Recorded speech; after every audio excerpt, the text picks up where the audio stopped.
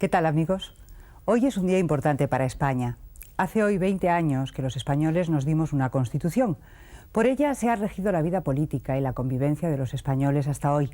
20 años de experiencia de una Constitución fruto del consenso de fuerzas políticas muy distintas. ¿Cómo se ve desde el cristianismo una Constitución aconfesional no católica en un país mayoritariamente católico? ¿Cómo le ha ido a la Iglesia en estos 20 años de Constitución laica? Son nuestras últimas preguntas de hoy en torno a un tema que ya va apareciendo insistentemente en los medios informativos. Intentaremos dar respuesta adecuada a estas últimas preguntas que seguramente se hace usted mismo. ¿Verdad que se queda con nosotros?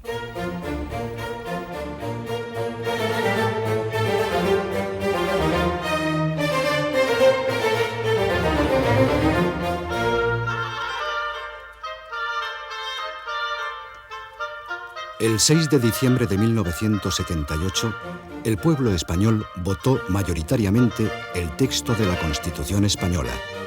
Era la ley de leyes que se gestó en los primeros años de la democracia y en la que participaron políticos de muy diverso signo. Adolfo Suárez presidió el gobierno de transición de un régimen personal y autoritario a otro de democracia. Según sus propias palabras, no tenía otro objetivo que devolver la soberanía al pueblo español. Para ello era necesario legalizar todos los partidos políticos, conceder la amnistía de todos los llamados delitos políticos, celebrar elecciones generales, elaborar una constitución que tuviera el respaldo de la inmensa mayoría de los españoles. Una constitución elaborada por todos, la derecha, el centro y la izquierda, con pretensiones de que sirviera a todos, tiene, como es lógico, ambigüedades, imprecisiones y lagunas. Pero tiene también un gran valor, el consenso para una convivencia pacífica. Adolfo Suárez apostó por un proyecto de sociedad en la que tuvieran carta de ciudadanía el diálogo y la concordia, después de tantos años de ausencia en la vida española. El presidente de la Unión del Centro Democrático pretendía evitar a toda costa la división suicida de las dos Españas y el enfrentamiento radical de unos españoles contra otros. La Constitución de 1978 ha sido una de las que más han sobrevivido en la historia convulsa y tormentosa de España. Algunos de los llamados padres de la Constitución estuvieron en nuestro programa hace casi 10 años. He aquí algunas de las opiniones de Miguel Herrero y Rodríguez de Miñón, de Gregorio Peces Barba y de Miguel Roca. Ya la Constitución de la Segunda República estableció, probablemente con fórmula muy poco afortunada, la separación de la Iglesia y el Estado. Y la nuestra lo que ha hecho es levantar acta de algo que ya estaba en la sociedad, que es declarar que ninguna confesión tiene carácter estatal y a la vez establecer lo que es una realidad social, que la Iglesia Católica en la sociedad española tiene una especial importancia actualmente. Yo sinceramente creo que el futuro de nuestras relaciones de convivencia y de tolerancia y de libertad deben orientarse hacia una Iglesia libre, en una sociedad libre, con un Estado que no se extralimite e invada el terreno de la sociedad y respete el pluralismo y la dialéctica de la sociedad. Es decir, cuando los obispos hacen declaraciones que pueden ser más o menos afortunadas, tienen todo el derecho del mundo a hacerlo, como los presidentes de los clubes deportivos. Y otra cosa es que además tengan más influencia en los creyentes e incluso en los no creyentes. A lo mejor también tienen menos influencia que los presidentes de los clubes deportivos, pero tienen tanto derecho como cualquier institución social a pronunciarse en una sociedad libre. Y un Estado que respeta una sociedad libre tiene que saber autolimitarse y aceptar sus críticas. Y yo creo que como fenómeno cultural, el fenómeno de la confesionalidad del Estado es un fenómeno premoderno, desde el punto de vista por valorarlo. Y consiguientemente de una Iglesia que sale de la persecución y busca una protección, no estoy seguro que absolutamente evangélica, ni tampoco estoy seguro de que fuera la principal beneficiada la Iglesia. Es decir, sobre todo a partir de la modernidad, a partir del siglo XV en adelante, también antes, pero a partir del siglo XV en adelante, son fundamentalmente los poderes seculares los que se aprovechan de alguna manera de esa situación de unión.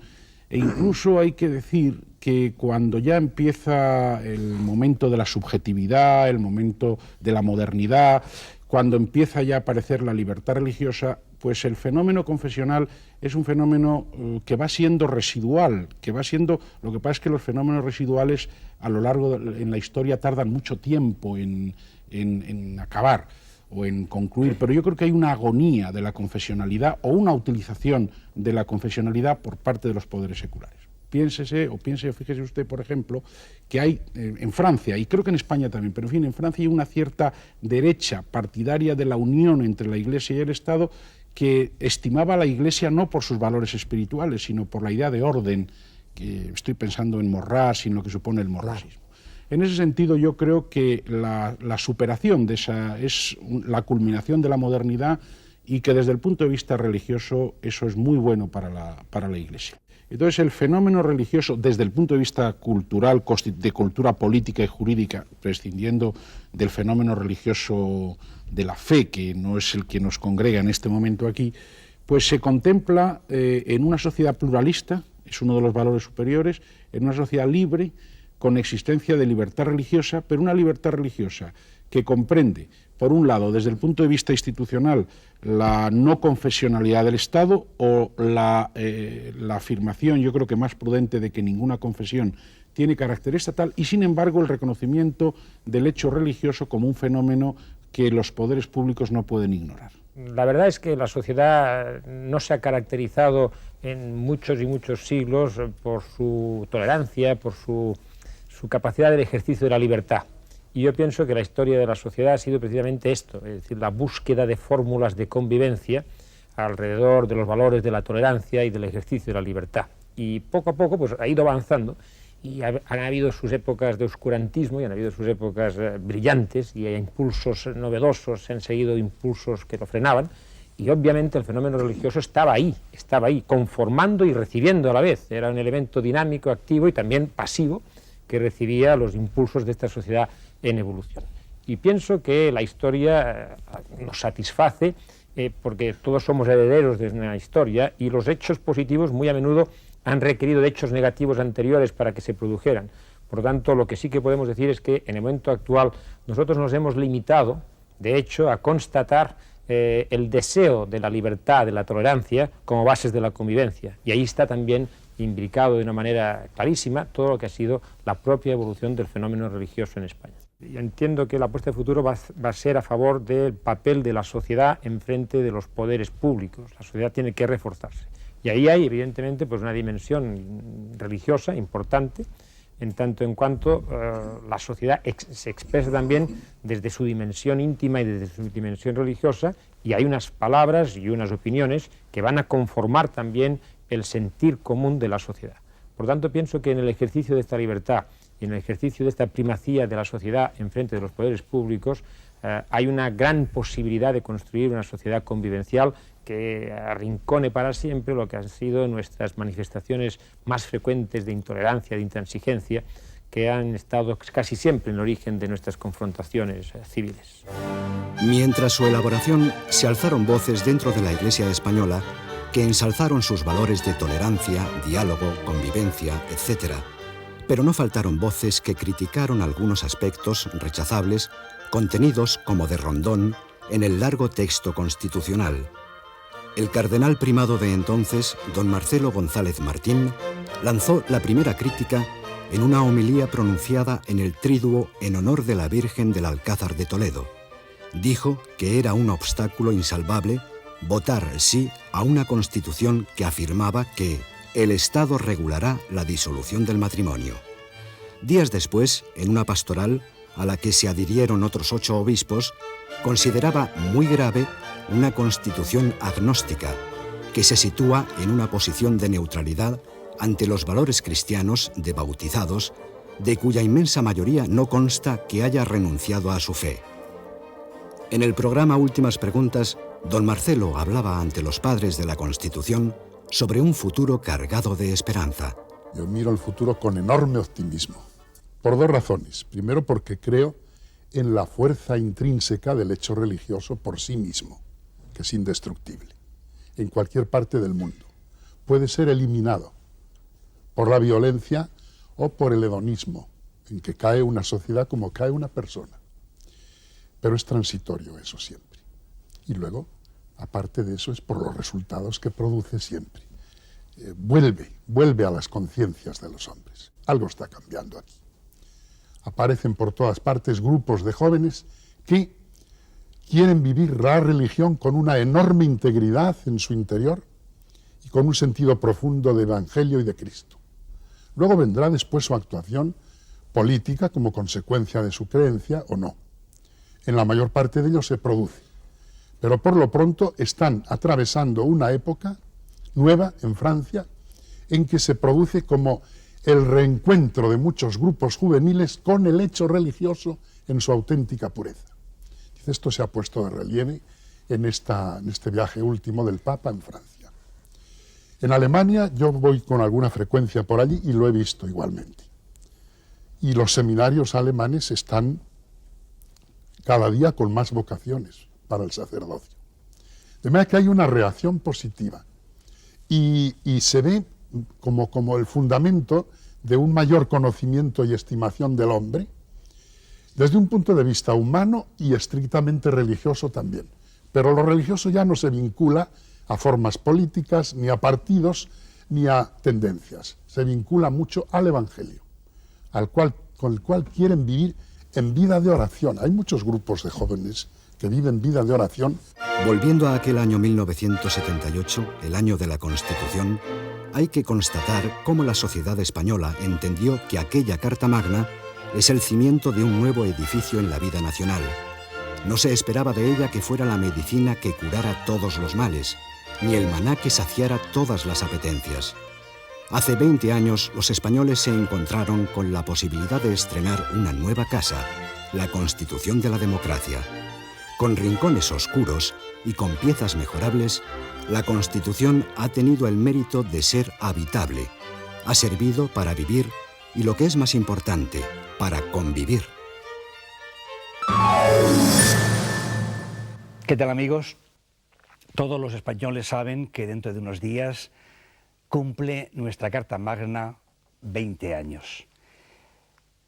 Tenemos con nosotros a dos periodistas españoles que van a ayudarnos a entender qué cambio ha habido en España respecto de la confesionalidad del Estado con la primera Constitución que hay, en la cual España se declara no confesional.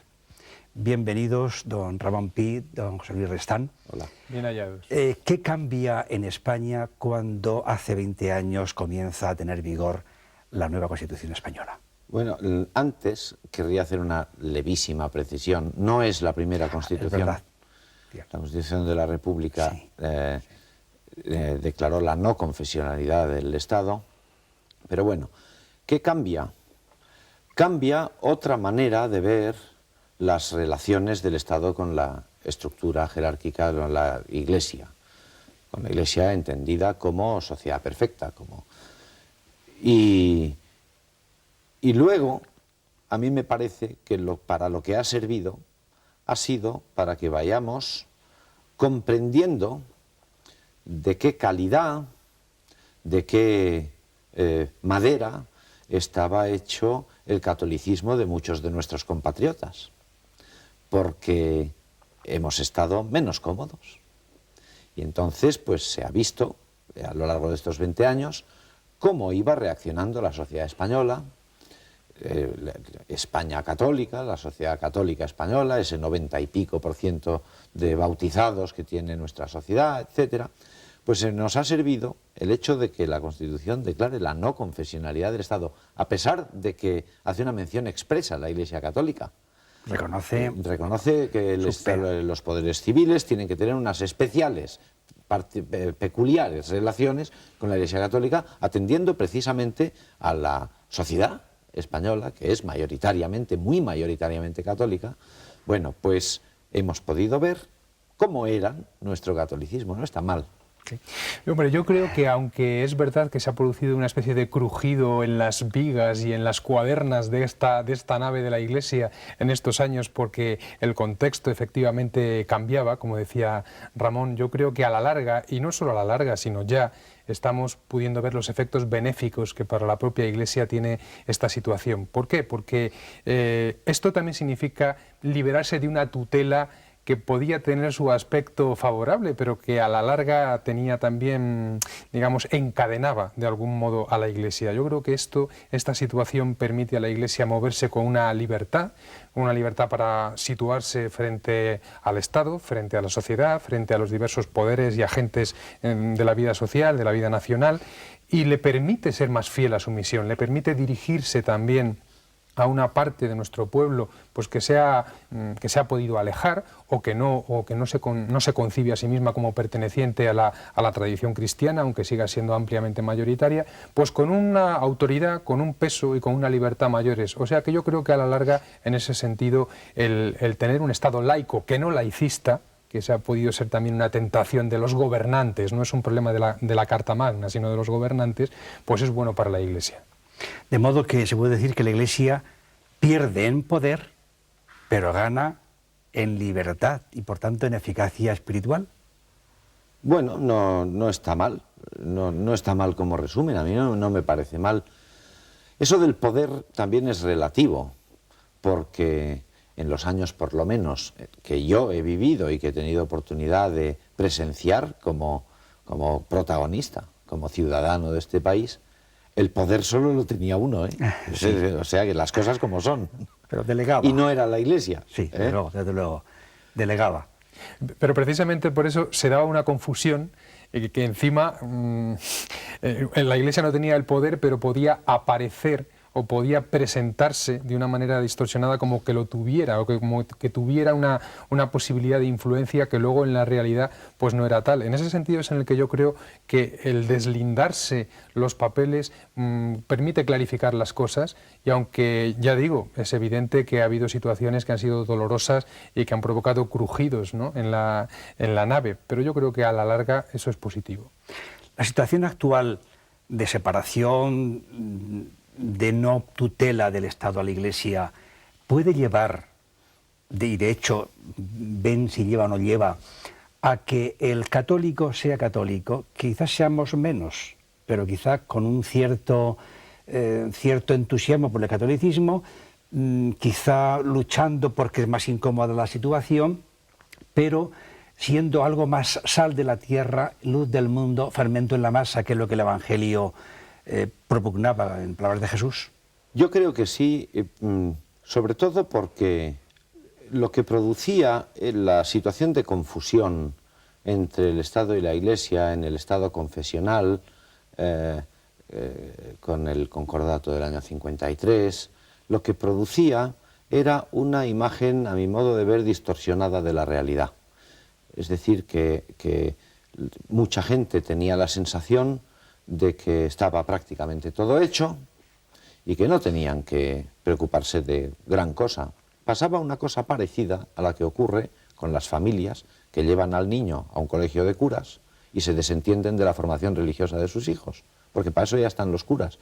Grave error. Bueno, pues eso un poco en el conjunto de la sociedad española pasaba. Eso ha dejado de pasar y eso nos ha puesto un poco más de frente a lo que significa ser cristiano, ¿no?